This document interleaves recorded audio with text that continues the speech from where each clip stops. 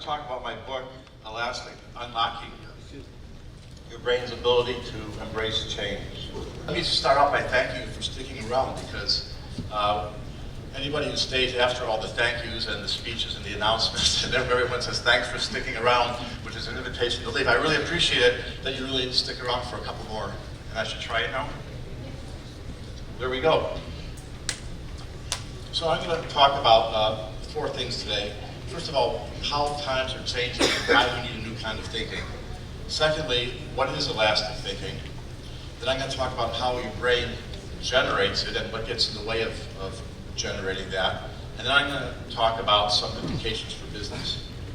A couple generations ago, if you went to the store, at least in the States, there would be some person behind the counter, usually a woman, and there would be what was called a cash register, and she would punch in numbers very slowly, the price of all the items. And this process would take quite a while. And whoever was buying the items would stand there and chit-chat for a while, and life kind of moved slowly. This is what it was like when I was a kid and I went with my mother to the grocery store. Today, of course, everything's different. A lot of times in the States, you just check it out yourself. We have the laser readers. If someone pulls out a checkbook to write a check, everyone goes, oh my God, it's taking so long. So times have changed quite a bit since those days. We have to adapt. And the reason that times are changing so fast, I mean, times have always been changing, but the pace of change is speeding up, and that's because a lot of things that happen in society, including technology and the amount of knowledge that we have, follow what's called an exponential curve. Now, exponential curve is something that's used in everyday speech to mean fast. If you say, oh, it's growing exponentially, it's growing fast. That's not true at all, okay? I'm not going to do a lot of math here, but one thing I want to get across is exponential does not mean fast. Just look at the left side of that curve over there, and you can see how it's just kind of sleeping along the axis, right? It's not moving much at all. What exponential really means is that the thing that's growing doubles at a fixed interval. So if you look there, let's say it's about every year, from 1 to 2 it's doubling, but it's not gaining much because 1 didn't have much to begin with. But as the thing progresses and you get toward the other end of the curve, you can see that each year brings up a huge change, because doubling when you already have a lot means a lot. Here's a couple examples that I just pulled out of the hat. The first one is the number of books of fiction between 1600 and 1800 in the English language, and the other one is the number of scientific papers. And you can see that they both roughly follow the exponential growth curve. And as a scientist, this one on the right is kind of a problem for me, because, you know, in the 1950s, this growth, when you're on the left side of the curve, the doubling of the number of research papers didn't mean that much, and you could still keep up. At the other end, which is where we are now, the growth of research papers is so quick that nobody can keep up. I can't keep up with my own field of physics. I can't keep up with subfields. I work on quantum information now. I can't keep up with that. You can keep up with a subfield or a sub-subfield. And it's getting very hard, and you have to change the way you approach things. In the internet age, things have gotten even worse. So the characteristic doubling rates for, say, websites is about 18 months, and for text messages it's less than 3 years. So this growth, this doubling is happening faster and faster. So you put all that together, we have a society that's changing very quickly. We're changing the way we interact with each other, say with Facebook, social media, with WhatsApp, the ways we text, the way we call for cars or taxis, the way we book vacations. This brings up a lot of threats that we weren't used to dealing with before. People trying to get into our email, to get into our computer, to read our information, to steal our identity. Globalization is now changing the way we have to do our business and the way that we have to be as consumers. And of course, culture and politics are also changing very quickly. So all these changes in technology and society, they produce 2 things. They're opportunities and vulnerabilities. If you're in a business, you have to be very careful, because you now have challenges from other companies in other countries and from VCs with deep pockets, who at least in the States seem to be throwing money at every decent, mediocre, or good idea that's out there. And that's because the ones that are really good pay off enough to fund the other ones, and they never know in advance which is which. But because of all that, there's a great innovative spirit, and there's a lot of new things happening, and whatever your business is, where traditionally you'd be told, stick with your core business and just nurture it and use your best analysis to optimize. Now you always have to watch your back to see if the business isn't going to be totally changed from underneath you, and then you'll crash. So the question is, for your businesses, are you a disruptor or a disruptee? It's hard to be neither. And if you're a worker, this brings other challenges because the workforce is bifurcating. We now have people who keep up with the new developments, understand what's going on, and they're getting great jobs. And what's left for other people are really low-paying, broke jobs. And this is something that's big in the news in the States, and how we should deal with that socially. As a business, if you don't deal with it, you're going to die, right? Look at Kodak invented the digital camera, and then they went out of business. We all know BlackBerry didn't keep up with touchscreens. Blockbuster, I don't know if you had Blockbuster out here in India. The video stores used to go and rent the video, and then when we went to DVDs, this startup company called Netflix realized, hey, I can just mail them, and they just scratched their head at Blockbuster, and they didn't really get into that very fast. And so Netflix kind of sunk Blockbuster, but the reason I like to mention this example is that Netflix is a little bit different, because Netflix early on got into this other weird thing called streaming, and people were criticizing them and going, well, that's not really working very well, it's not much of a business now. But they knew that it was going to be the business in the future. And so actually, you might not even realize it, but Netflix has a few places where they still mail things, but most of the business is obviously streaming. So they've managed to keep up, and that's the difference between a company that survives and one that dies.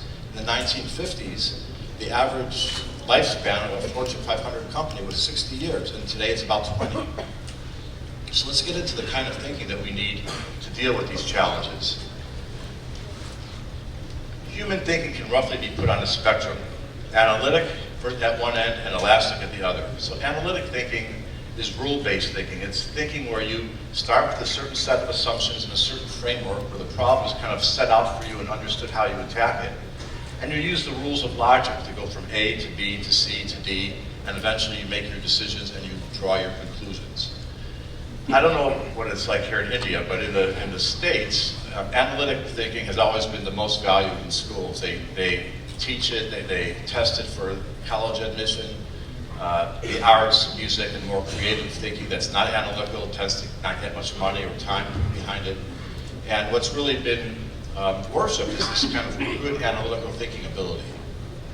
Elastic thinking, on the other hand, is not rule-based. It's the kind of thinking where you're making up the rules, or if a situation exists, you're figuring out how you must change the rules. You see, analytical thinking is good when there's no change. So somebody at some point, or you, figured out how to attack the problem, and then, just like those old companies that said, go with your core business, you optimize, optimize, optimize, and you do the best you can within the framework. Elastic thinking is about how you create the framework. How do you create the new assumptions that are needed when things change? Or if you're in a totally different environment, how do you create a framework for understanding that environment? And it's only after you do all those things and get all those ideas that you can apply the analytical thinking, which is still necessary, and together come up with something useful.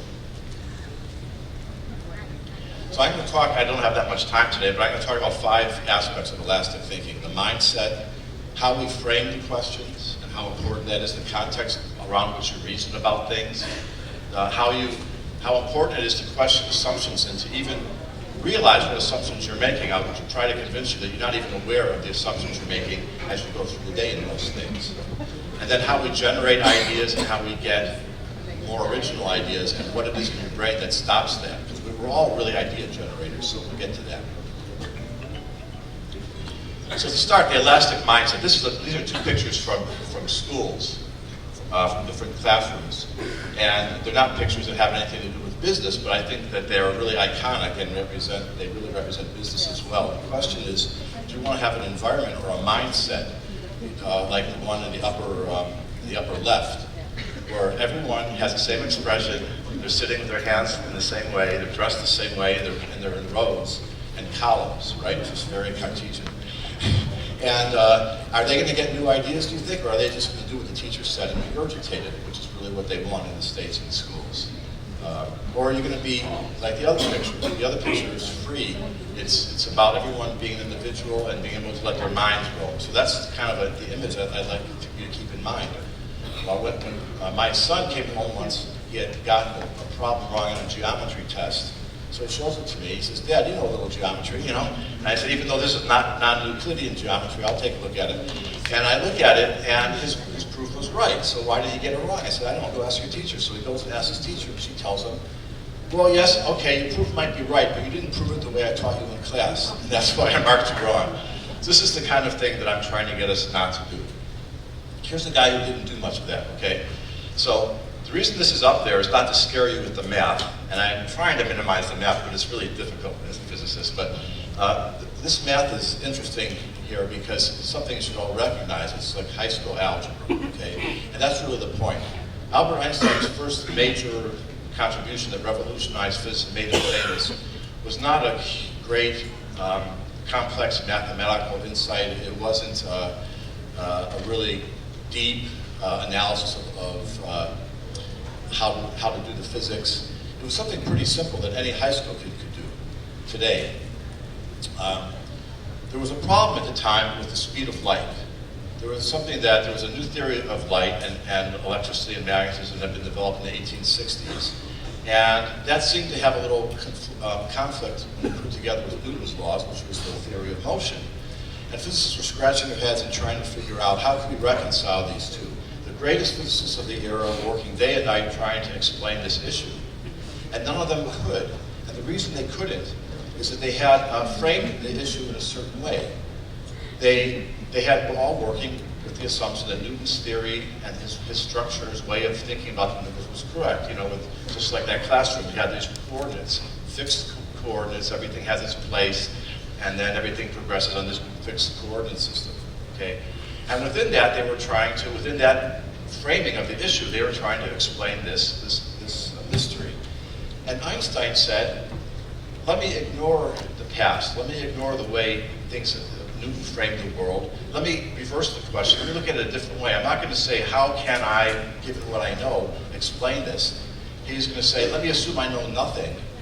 Look at what's going on and see what the implications are. He worked backwards. When he worked backwards with a little high school math, he came up with special relativity. That's what it took. That's all it took. But it took not a very complex kind of logical analysis, but it took elastic thinking. So my rabbi thought that was an issue, and he made it the subject of one of his sermons, but in true Talmudic fashion, he talked about how the way you frame the question determines the answer you get. So one way to frame the question is to say, is it acceptable to socialize with your neighbors while you're praying? Okay? I've been to Catholic services, and they definitely don't do that there, okay? The answer is, if you phrase the question this way, I'd rather you didn't. You're here to worship, and your banter is distracting, if not disrespectful, okay? But then he said, I could have asked the question a different way. I could say, is it okay to go in synagogue and pray while you socialize with your friends? And then the rabbi said, oh, come on, everyone is welcome. We wouldn't keep you away. We want everyone here. Okay, so the answer is completely different if you phrase it that way. Because hidden in the way you phrase it are certain assumptions and a certain framework of thinking. And so, in many ways, the way that you think determines the answer you're going to get. That's very important in science and in business and in life, I think. So if you have to think about, how am I asking this question, and is it pushing me to get a certain answer? The German poet Rilke, if I can get him to come up, said, be patient toward all that is unlocked in your heart and try to love the question. So he, as a poet, as an artist, he recognized the importance of the questions, not the answers. Let me show you how important context is in your life and your way of thinking, even at the level of your brain. So I'm going to give you an example now about how the context with which you hear something will determine what you hear, okay? So this is another talk, but psychologists have learned that the world that we all perceive through our senses isn't really the world that's there. It's not, your perception of the world is not a literal translation of the data that your retina is getting and that your eardrums are getting. The sights and sounds that you see are not a direct representation of what's out there. There is a lot of processing, just like a computer would do to massage an image. A lot of processing goes on in your brain, and it presents you with an illusion of something that's very clear when you're done. And the same thing happens in your social world when you meet somebody. You meet somebody, you assess them, you might talk to them for an hour or two and feel that you know them, you have a picture of them in your mind, and that's a totally concocted, imagined picture that you're getting, that your brain creates for you in the same way it creates the physical world. And the same is true in the financial world. Your brain is using some of the data, but it's limited, and it's using a lot of other things, such as your prior knowledge, your expectations, your desires, and your wants, and so on. So, because of that, the context with which you approach anything is really important. Let me show you this. Can you hear? All right, so that's the reality. You heard some sounds, and it was gibberish. All right, just keep that in mind. It was just random gibberish. And of course, it really isn't really possible to design words that are the same forward and backward, I don't think. But I'm going to play it for you again now. Exactly the same, no modification to the audio, okay? And then see what your brain produces with this one. But I want you to follow along this time. There's words on there, okay? So follow along with the sounds and see what you hear.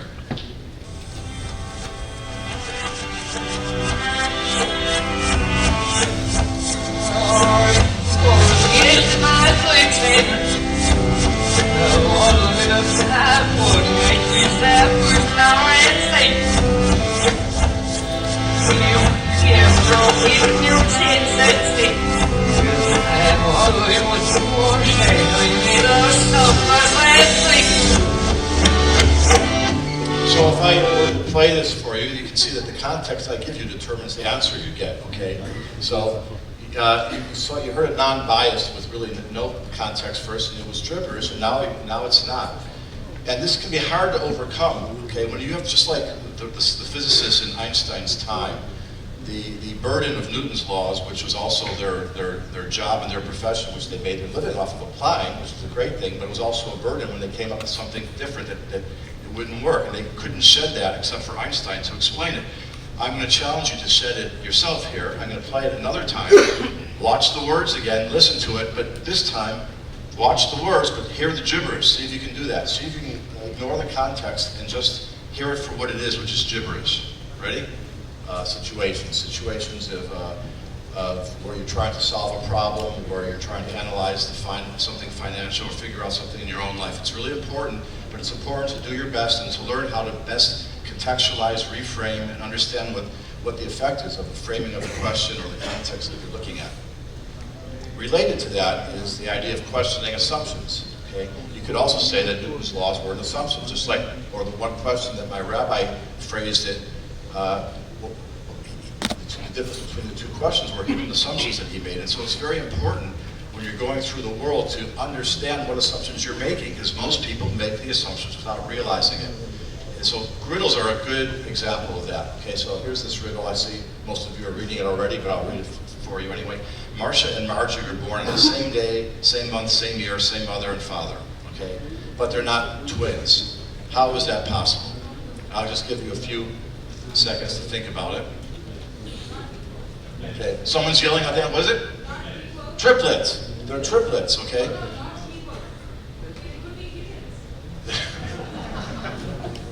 Okay, they're triplet chickens, or either one of them. So the point with both of those answers is that you don't get that because when the way riddles trick you is they make you have an image or an assumption in your head.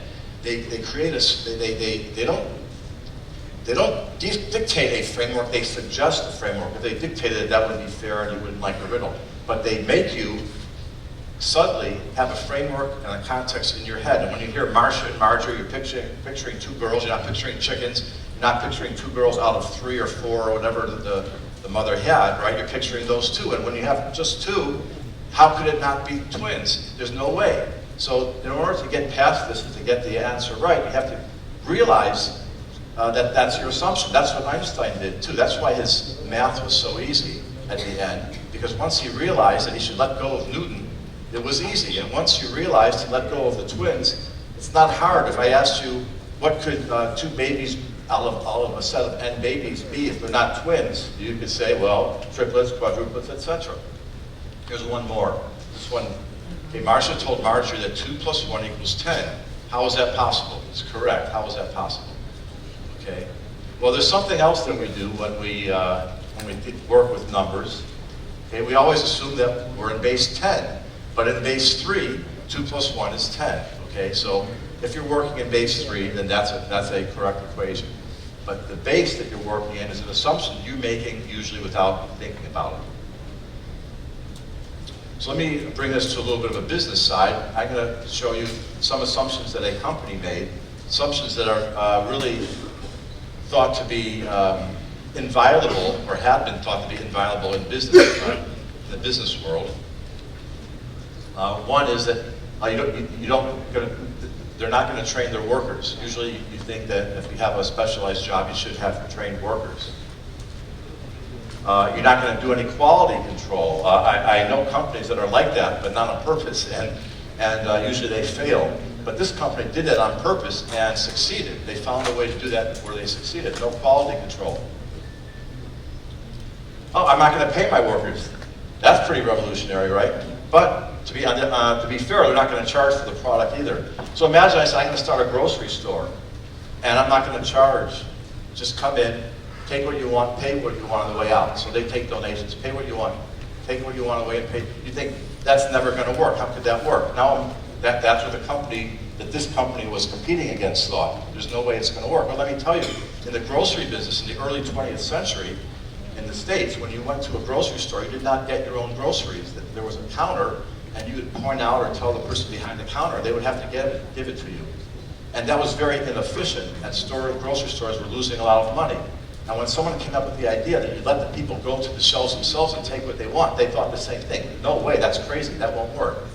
And of course it did work, and today it's understood, it's self-evident. And that person who had that idea started a whole chain of grocery stores called Piggly Wiggly, became a gazillionaire, but he challenged the assumption, and he had the guts to do it and had some money to try it. And so he challenged that, and so these people were challenging that too. And finally, oh yeah, this new startup, well this is hardly a surprise today, but this new startup was going against a very well-established company that had deep pockets. So do you know what this company is, somebody? Can't hear. Wikipedia. So Wikipedia started up, people thought back in the 90s, I remember people saying, oh, they're putting encyclopedia online. Okay, well whatever, that wasn't the idea at all. It had nothing to do with putting it online. It had to do with those other things. Okay, Britannica did a very too little too late move to put their stuff online, but you'd think that they would have been well positioned to compete or to beat Wikipedia because they had all those things written already. And had they realized that they could now open it up and let the public adapt them and the wisdom of crowds take care of how it works and not charge and collect charity, they would still be in, well, I guess they may be a little bit in business today, but they would still be someone you run across now and then. Today, they could have easily done that, but they couldn't accept these new assumptions. And they didn't want to invest enough in it to test it. Because you don't always have to just, if you have an established business, throw out your business and start over. You can try it and do the gradual move and see, kind of like what Netflix did when they went to streaming. Okay, I think, so the last couple aspects I'm going to talk about are ideas. There's two aspects of ideas. It's important to keep them separate. One is generating ideas. How many ideas can you generate? And I'm going to talk in a minute about how that happens in your brain, because that's the important part.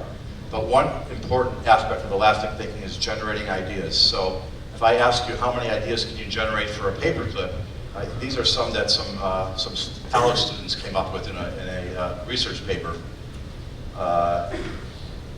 You can remove your cuticles, pop bubble wrap, clean under your nails, and they came up with 11 things. So those are ideas. I want to talk now about how they differ in a minute. Because here's the other aspect of ideas. It's not just the number of ideas that you generate that's good to learn to do and to generate more and to nurture that in yourself, but it's their differentness, their originality. And their originality is really defined not in an absolute way, but relative to other people. So the originality of your ideas is how many of your ideas are you going to come up with that other people aren't going to come up with. This guy that who's pictured here, his name was Karl Gauss. I hope some of you have heard of Gauss.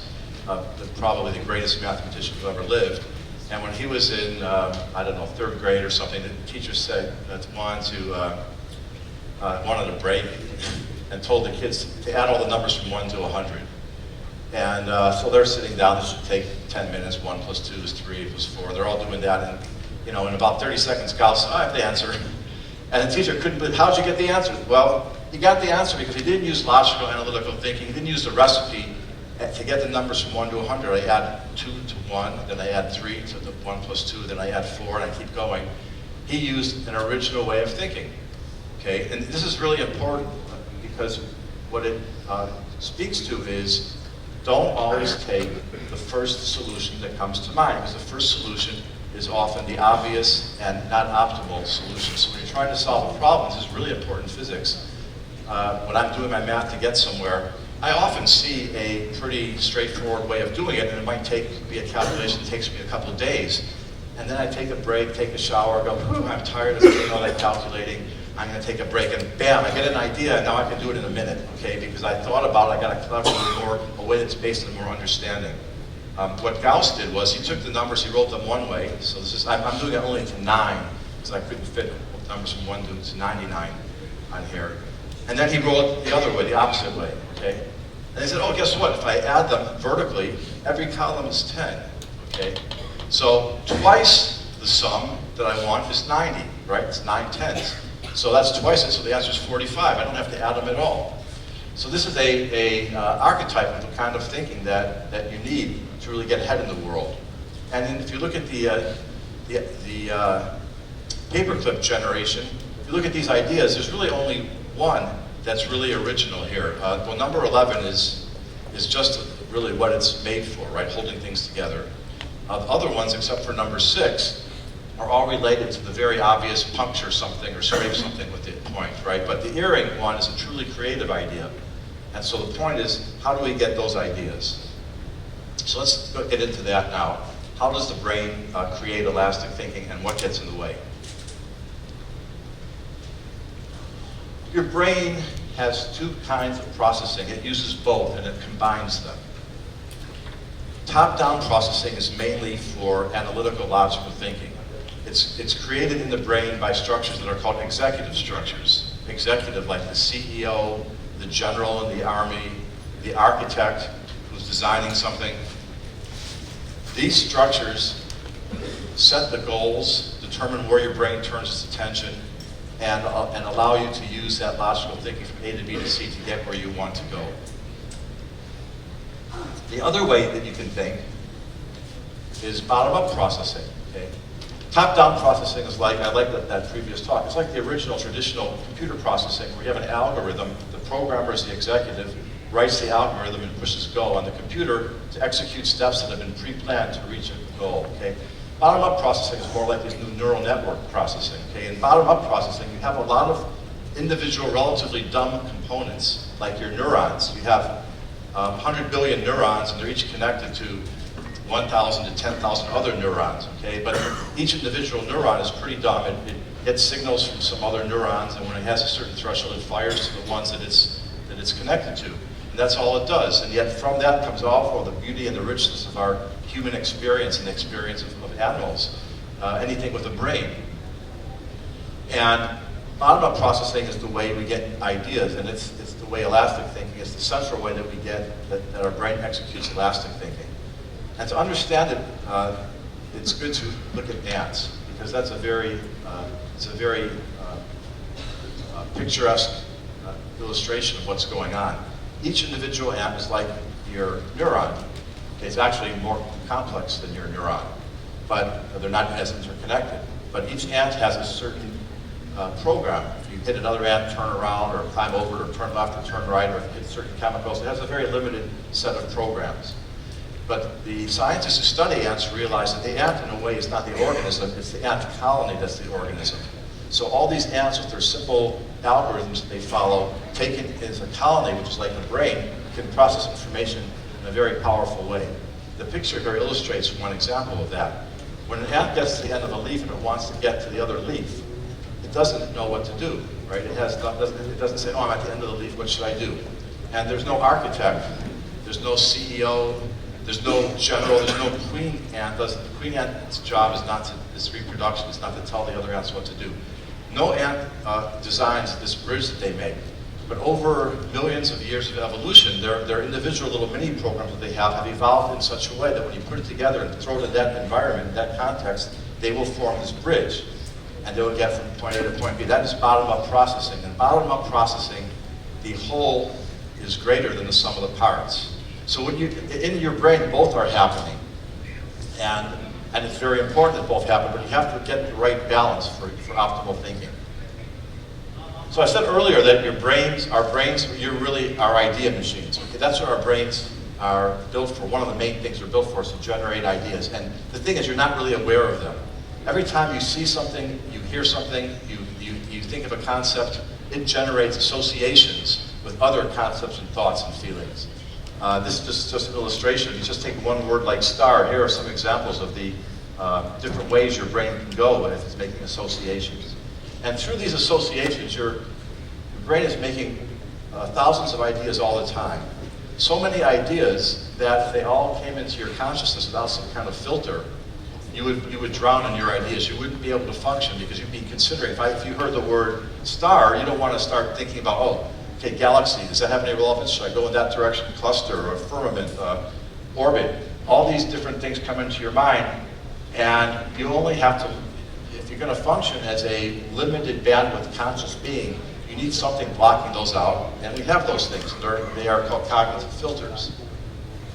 So these idea or association filters play the role of keeping all these crazy ideas from drowning us, okay? Some people have their filters turned up higher. Some people have their filters turned up lower.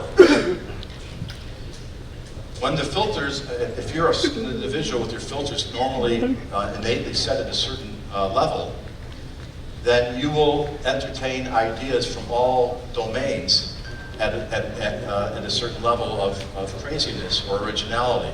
If you haven't set, if your own personal idea filter is set at a higher, tighter level, you'll be more conventional, less eccentric. That's why we have this connection between people who are great innovators and artists and scientists through history, and they do weird things, okay? And they tend to behave weirdly in the social domain as well as in their professional domain. Einstein, for example, was famous with his, back then it was crazy to have crazy hair or not wear socks or whatever. I mean, now it's pretty accepted, but one thing he did that was pretty weird, that even today would be weird, was he wasn't supposed to smoke cigarettes, so he didn't smoke cigarettes officially, but if he was walking down the street and saw a cigarette butt, he'd pick it up and smoke it. And he didn't think twice about that. It was some crazy idea, and it was like relativity. It seemed like a good idea at the time, and so he did it.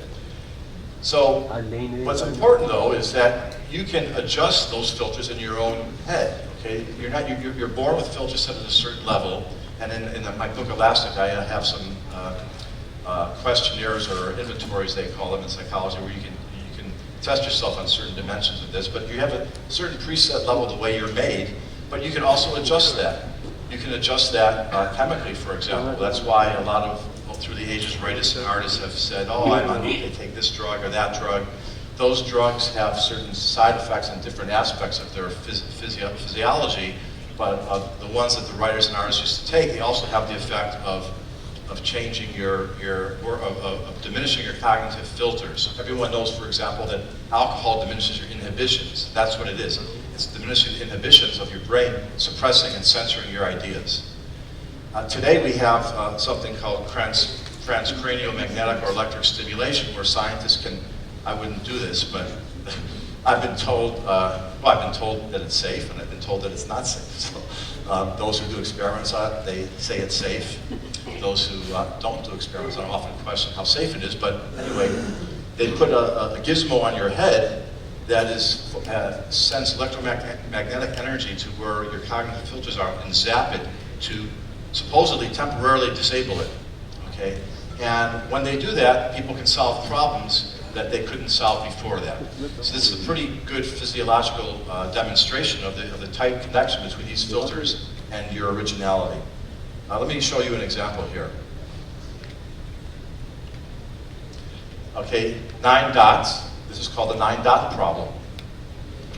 The challenge is, put your pencil down on any dot you want, draw 4 lines that covers all the dots without lifting your pencil or retracing your steps. I'm not sure why they say they're retracing, because to me that just wastes the line. There's a way of doing it, but you can't retrace your steps or lift your pencil. So typically in an experiment that psychologists and neuroscientists do, where they present this to their subjects and they give them 5 minutes to think about it, to try and do it, the number that do it is somewhere between 0 and 10%. Almost nobody can do it. Um, Let me show you some attempts here from what is taken from one of the papers where they did this. A lot of these don't even follow the rules. There's more than 5 lines when they pick up their pen, but those are some non-correct attempts. And let me show you the correct one. That's the correct way to do it. Now, what's interesting about that is that what is it doing? You have to think literally outside the box. Okay? The Gestalt psychologists in the 30s taught us that geometry has a big effect, again, of the context and with my ways we think. When you see the squares with the 9 dots, your brain makes a border around them. Okay, that's one of the assumptions you're making that you don't realize, is that everything has to take place within that. If psychologists give the same problem and they throw a big box around the 9 dots, a lot more people solve this, because the suggestion that there's a big box, which is the playground inside that big box, as opposed to the one that your brain makes up, which is a small one, that allows people to free themselves and they can get this answer. So it's a very interesting problem for studying, but it shows how your ideas are filtered out by these cognitive filters. And the cognitive filters, what criteria do they use? They're like, here in India you have the metal detectors everywhere. Everywhere I went there was metal detectors. You know, you go to monuments, you go to the subway, and that's what the idea filters are like. You know, and the metal detectors are beeping at almost everybody. And so the ideas are popping through in the tech, beep, beep, beep, beep, we don't want this, we don't want that one. They only want the really most safe ideas. That's what they're looking for. In order for you, when we were evolving, in the wild at least, we didn't need to know Einstein's relativity and get crazy original ideas like that. We needed to, when we hear something, think must be a tiger and run. If you got too many ideas, well, it's not a tiger, what if it's a blue jay? Maybe I shouldn't run. Or it could be a sparrow, or it could be an ant. You'd be eaten before it happens. So the idea is your filters work by allowing the most conventional, tried and true ideas through, and they tend to keep the other ideas away. So they keep the original, they keep a lot of silly, crazy, ridiculous ideas out, too. And in the book, I have some interesting transcript of a creative session that Steven Spielberg had with some people when they were making Indiana Jones. And you can see they let their filters down, and it's totally crazy stuff that they talk about. But that's part of the process of being innovative and creative. You have to be able to do that. Let me end with I have in the book I talk about some ways that you can work on your own filters, but I'll just give you quickly 8 things that you can do as a business or as a corporate culture to encourage this within your company. Things that are important to encourage. One is you have to fight the fear of failure. Don't punish people for failing. Okay, reward them for trying. When I first learned to ski, I had a hard time in the beginning. Every time when I was first learning, because I was very stiff, because I was afraid of falling, not because I was going to get hurt, but because I had this record in my mind, like, oh, I'm not going to fall today. So I learned that first thing I should do is trip myself, fall, take a dive, okay, and then get that out of the way. There's snow on me. Now I can ski the rest of the day, wild and free, and have fun. Okay, and that's what you have to do when you're an innovator as well. You have to embrace being wrong. Most of us try to forget when we're wrong. We don't talk about it. We run away from it. As a physicist, I know that you're wrong, it doesn't matter who you are. You're wrong 90% of the time. Einstein was wrong 90% of his career. Okay? You have to accept that you're going to be wrong most of the time, and you'll figure it out later. But if you don't allow these crazy, wild, wrong ideas through, you won't get correct, useful, different ideas coming through either. Distractions and interruptions are very bad. So part of the process that I didn't talk about is incubation, where, like when I mentioned that I go take a shower and then I get the idea. So you have to stop, you have to learn to stop thinking about it, but don't just stop thinking about something and think about something else. In life and in business and in science, it's very important to just have chill time, quiet time, where your brain is not doing anything. Okay? Your body might be doing something, but just try to make your brain not doing anything, and things will pop into your head. You have to accept uncertainty, because if you're going to pursue any of these ideas, they may or may not work, and you have to be experimental, adventurous, and if you take money, you have to be willing to invest a little bit. Mindfulness, so I don't have to come here to India to talk about meditation, but mindfulness is extremely important in life for happiness and many other things. But one of the things that's important for in innovation is being aware of how you're thinking, because you can't change the way you're thinking unless you're aware of how you're thinking. Slow down to speed up, okay? So this is like when I was barreling through with my calculations, thinking I know a way to do it, and I'm gonna just grind through this really quickly and get the answer. Whereas if I had slowed down and thought, oh, well, let me brew on it for a while, you know, then you get an answer that shortcuts the other answer, and you get the answer quicker than you would if you just think you're just going to go ahead full speed. Welcome diversity and dissent. Okay, studies have shown that people who are exposed to different ideas, even if they're ideas that they don't accept, and even if they're kind of crazy ideas, that exposure alone broadens your own thinking, and it has the effect of making you more creative. So I don't have time to talk about it now, but it's very, you know, it's funny because in our country today, that guy who you saw in the last talk about the crazy idea about let's get rid of computers because one crashed, because an airplane crashed, you know, they're trying to keep out the diversity, and in university that's very bad. We really thrive, we live off diversity and other ideas, and the debate and the thinking about other ideas makes you a better idea person yourself. So just from the intellectual point of view, we want to interact with as many different people and ideas as we can. And finally, going back to that first picture, learn how environment matters. So if your employees are all stuck together in cubicles next to each other with a low ceiling and it's bright fluorescent lights, that's not good. There's a lot of studies showing about how you can use your environment to encourage originality and imagination. All right, let me end on this one note. Here I want to convince you that you are capable of seeing the world in different ways, okay? This whole talk is about how do you take charge so that you can see the world in different and new ways and thereby do the innovation and solve the problems that you want. So you're looking at the world in a certain way. If you look at this guy, this was, I'd like to say, our last sane president in our country. And he probably looks like, you know, just a typical Obama, right? So that's one way of looking at him, but there's other ways of looking at the same picture. You're looking at him this way because your brain has a certain part of your brain that's turned off right now, because you have a part of your brain called the fusiform face cortex, which specializes in recognizing faces, the emotions of faces, the identity of the faces. It's very important to us as social animals, and you've developed a specialized part of your brain for faces. But it doesn't work when you're upside down. Why should it work? You know, when you see something upside down, it's like a tree or a building. It doesn't really kick in. Well, let me turn it over and see. Now look what happens when I turn it over. So hidden in that upside down face really was this really grotesque kind of version of Obama. And it's something that you can see the world in these two different ways. And I want to just leave you with that. I hope that you'll think about elastic thinking and get into the joy and the pleasure of, you know, nurturing your ability to see the world in different ways. Thank you, and I thought my Instagram was up there, but it's, oh, there it is, yeah. Thank you.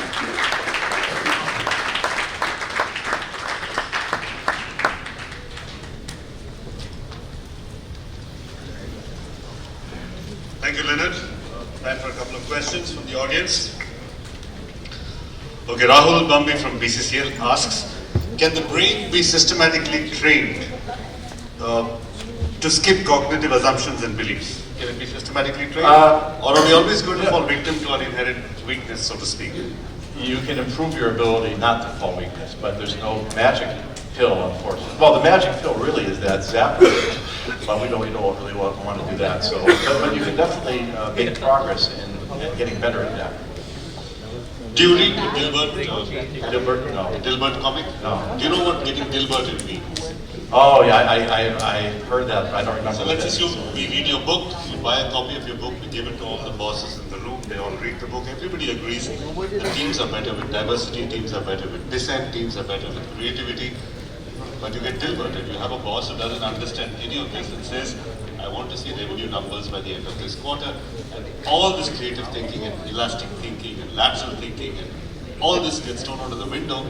How many of you have faced that? Pressures of next quarter, show revenue, forget organization, forget culture, you've all been Dilberted at some point. So Dilbert regularly gets screwed over by his incompetent boss. So that brings me to the next question from Farhan. He says, is there a systematic way to inculcate this kind of thinking in an organization or a team, especially at upper management levels? Yeah, well, you have to convince people. You have to preach it. You have to get into upper management, or if you're already in upper management, and then you have to talk to people. And I found that people are very, very, very almost impossible hard to change unless they want to change. maybe the best thing that can happen is the business has like a bad quarter, and the person gets fired, you take their place. I would recommend trying to do that one. All right.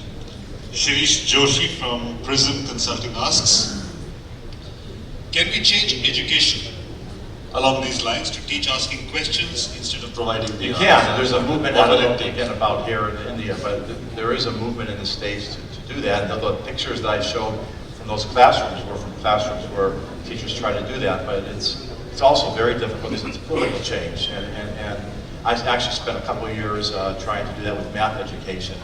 And I learned exactly how difficult it is. And there are people, it's almost like religion. They think that education should be this way, you know, it's the beat it into the head kind of thing or whip them. And it's very hard to change them. But it is possible to make changes in the system very slowly. And I don't know, I hope that it's happening here. Maybe there'll be someone here inspired who will go out and create a new movement to do that. By the way, all scientists hate the way science is taught in the States because it's not, it should be taught like art and it's taught like history, not that history is bad, but it's taught by, they just teach you a bunch of facts. You know, here's the parts of the atom, memorize it. Here's who discovered it, memorize the date. Oh, That's you have the not same science. problem in the US as well? Because we keep complaining our Indian education system does that. Makes you mug it up by rote and then just go write exams and just repeat what you read. Horrible. It just kills. And we all want to escape this system and come to America and do our masters there, and we think we're going to escape this. Well, the higher you get, the better. When I spent some years in Germany, and I found that by the time I got to graduate school, the Americans had a much better system because it was cowboys, anything goes, you know, it's crazy. And in German, they just kept up with the learn this, take these exams, take these courses. So the higher you get in education, the better. But K through 12 is pretty bad. All right, so we have the same. It's heartening to know you have the same problem. It's good to know. In India, so we don't feel so bad about not studying in fancy American schools. All right, thank you, Leonard. Thank you very much.